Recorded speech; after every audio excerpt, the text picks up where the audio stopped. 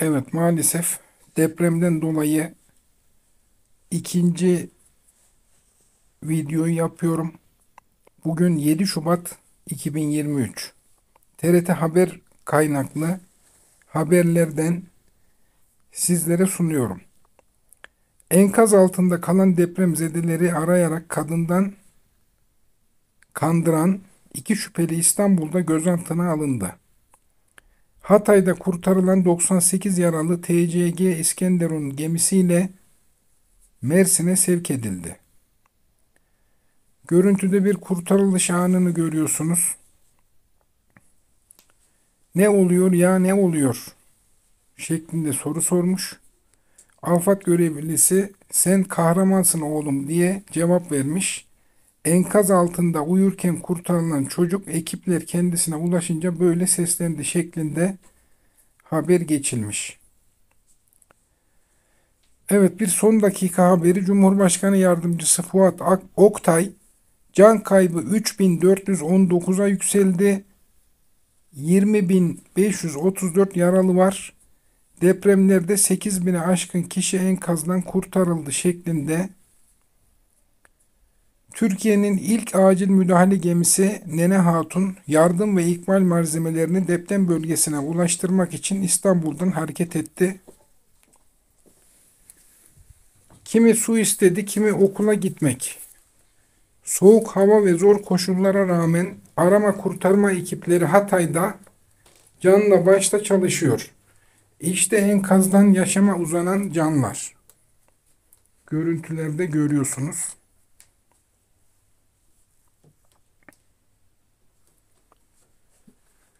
Hatay'da yıkılan binanın enkazından 30 yaşındaki anne ve 6 aylık bebeği 29 saat sonra sağ çıkarılmış efendim. Güzel bir haber. Cumhurbaşkanı Yardımcısı Oktay, Hatay, Kahramanmaraş ve Adıyaman'a saat 11 itibariyle 48 saat süreyle afetle ilgili sevkiyat yapanlar hariç araç girişi durduruldu şeklinde açıklama yapmış. Evet, MEP, Milli Eğitim Bakanlığı 13 Şubat'a kadar yapılması planlanan tüm elektronik sınavları ertelemiş. Türk Hava Yolları 80 sefer ile deprem bölgesine 11.780 gönüllü vatandaş taşımış. Deprem nedeniyle zarar gören TAK otoyolu ulaşıma açılmış. Siz de kendinize insan ve medeni diyor musunuz? Vahşi hayvanların daha fazla şerefi var. Fransız dergisi Charlie Hebdo'nun Türkiye'deki depremi hedef aldığı skandal karikatüre tepki yağmış efendim. Maalesef böyle şeyler de oluyor. Evet, kimi battaniye ve kışlık kıyafet yardımında bulundu, kimi kan bağışında. Depremzedeler için tüm Türkiye tek yürek oldu. 81 ilden çok sayıda kişi varıyla, yoğuyla yardım etmeye çalışıyor şeklinde güzel bir haber var. Bu tarz olaylar bizi bir eder, birlikten de kuvvet doğuyor. Evet, depremi fırsat bilip fiyat artışı yapan deprem fırsatçılarına karşı bakanlık harekete geçti. En ağır cezalar uygulanacak şeklinde bir haber var. Evet, AFAD son dakika haberi olarak 3.432 kişi hayatını kaybetti, 21.103 kişi yaralandı açıklamasında bulunmuş. Evet, deprem yardımları için IBAN numaraları verilmiş. 10 ilde yıkıma sebep olan deprem sonrası tüm Türkiye tek yürek oldu. İşte deprem bölgesine yardım yapabileceğiniz hesap numaraları şeklinde. Eğer bu bakın şu an ekranda biraz tutacağım. Yardım yapmak isterseniz bu IBAN'lara yardım gönderebilirsiniz. Ekranınızda şu an burada durdurabilirsiniz videoyu ve IBAN numaralarını alıp yardım gönderebilirsiniz efendim. Evet, Türk Silahlı Kuvvetleri'nin ağır nakliye helikopteri deprem bölgesindeki çalışmalara destek vermek için Ankara'dan havalanmış. Yusuf'um çok şükür sana ulaştık. Ver elini. Hatay'ın Belen ilçesinde bir can daha 20 saat sonra enkazdan kurtarılmış. Görüntüleri görüyorsunuz.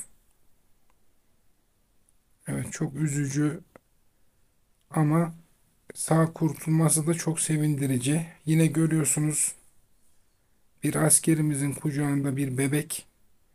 Yaklaşık 31 saattir enkaz altındaydı. Kahramanmaraş'ta 15 aylık Meryem bebek kurtarıldı. Ekipler enkaz altındaki annesini kurtarmak için seferber olmuşlar. Umarım annesi de sağ salim çıkmıştır ya da çıkacaktır. Evet, Cumhurbaşkanı Erdoğan koordinasyon çalışmalarına Devlet Bilgi Koordinasyon Merkezi'nden devam edecek şeklinde bir açıklama var.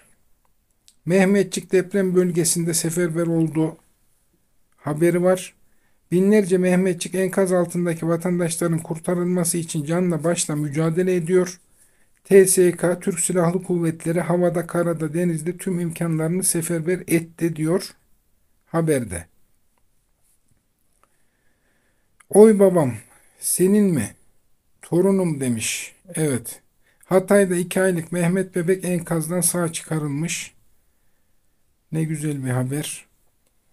Mucizelerin mimarları inananlardır. Biz inanmaktan vazgeçmeyeceğiz. Gaziantep'te jandarma ekipleri minik Zeynep'i enkaz altından çıkarmışlar efendim. Görüntülerini görüyorsunuz. Evet, arama ve kurtarma çalışmalarına katılmak için toplam 2103 madenci deprem bölgesine intikal etmiş. Bu da çok güzel bir haber. Allah yardımcıları olsun hepsinin de. PTT deprem bölgelerine yapılacak bireysel yardımları ihtiyaç sahiplerine ücretsiz şekilde ulaştıracakmış. Bu da güzel bir çalışma.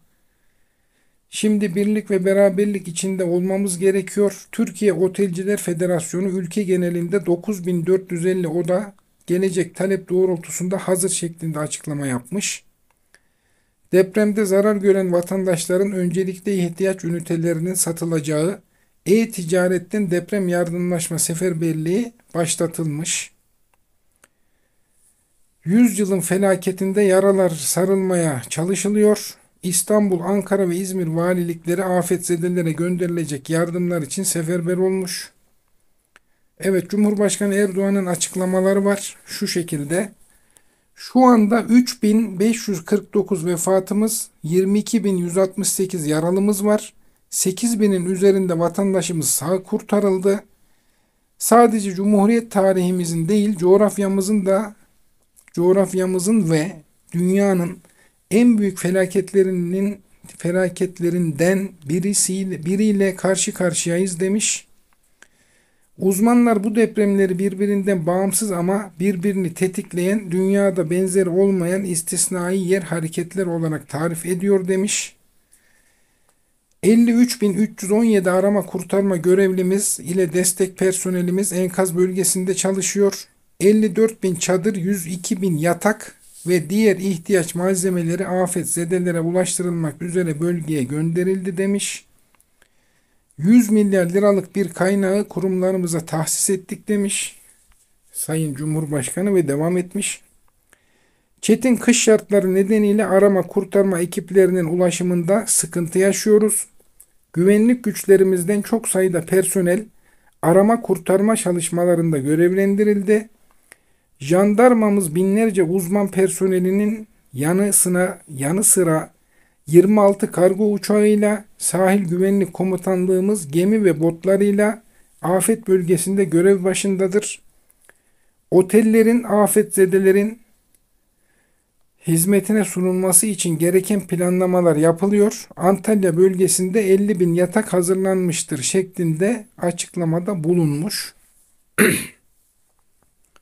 Cumhurbaşkanı Erdoğan deprem yaşanan 10 ilde 3 ay sürecek OHAL kararı aldık açıklamasını yapmış. Son dakika haber olarak geçiyor bu. İspanya deprem mağdurlarına yardım için bölgede saha hastanesi kuracak diye bir haber geçmiş. Tabi tekrar hatırlatıyorum. TRT haber kaynaklı haberleri sunuyorum. Başka bir kaynak kullanmıyorum. TRT Haber yine devam ediyor. TFF 7-12 Şubat tarihleri arasında oynanması planlanan tüm profesyonel ve amatör müsabakaların ertelendiğini duyurmuş. Ticaret Bakanı Muş, Kilis'te enkaz altında hiçbir vatandaşımız kalmadı açıklamasını yapmış. Evet, deprem bölgelerine yardım getiren uçaklar dönüşte vatandaşları tahliye ediyor. Görüntüler Adıyaman'dan diye haber geçmiş. Burada yazmıyor ama benim duyduğuma göre bilet ücreti alınmıyormuş. Bu da çok güzel bir hizmet. Bakın, bir kurtarma videosu daha var. Hatay'da saatler sonra enkazdan çıkarılan Şevval kendisini kurtaran arama kurtarma ekibine böyle sarıldı şeklinde bir mutluluk anı. Evet, depremde göçük altında kalan AK Parti Adıyaman Milletvekili Yakup Taş hayatını kaybetti diye üzücü bir haber daha gelmiş efendim. Allah'tan rahmet, yaralılara şifa, kurtarılmayı bekleyenlere de acil yardım vermesini Allah'tan diliyorum. TBMM Başkanlığı tarafından depremlerde zarar gören vatandaşlar için aynı yardım kampanyası başlatılmış. Ukrayna Cumhurbaşkanı Zelenski, Cumhurbaşkanı Erdoğan'a depremde hayatını kaybedenler için taziyelerini iletmiş. Cumhurbaşkanı Erdoğan'ın talimatıyla Cumhurbaşkanlığına ait 2 uçak, uzman doktor ve AFAD personeliyle Adıyaman ile Kahramanmaraş'a gönderildi diye bir haber var.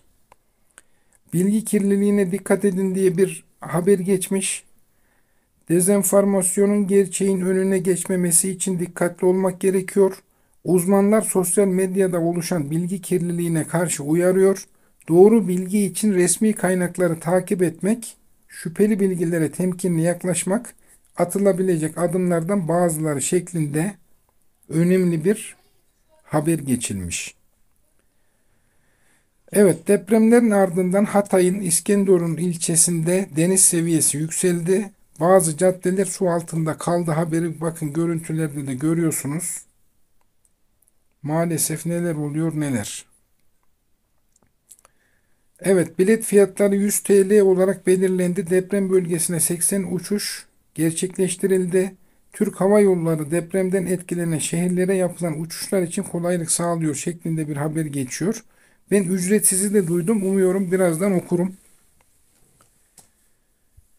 Evet.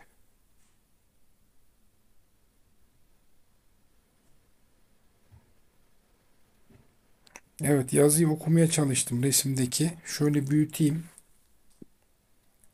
Bakın, şehidimin giyemediği çorapları diye duygulandırıcı bir notla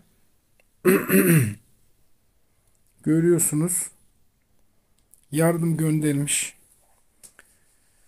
Şehidimin giyemediği çoraplar. Evet. Yalova'da depremzedeler için binlerce yardım malzemesi toplandı. Onlardan birinde şehit ailesinin gönderdiği çoraplar vardı.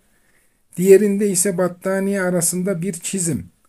İnşallah böyle evleriniz olsun diye onu da göstereyim. Bakın.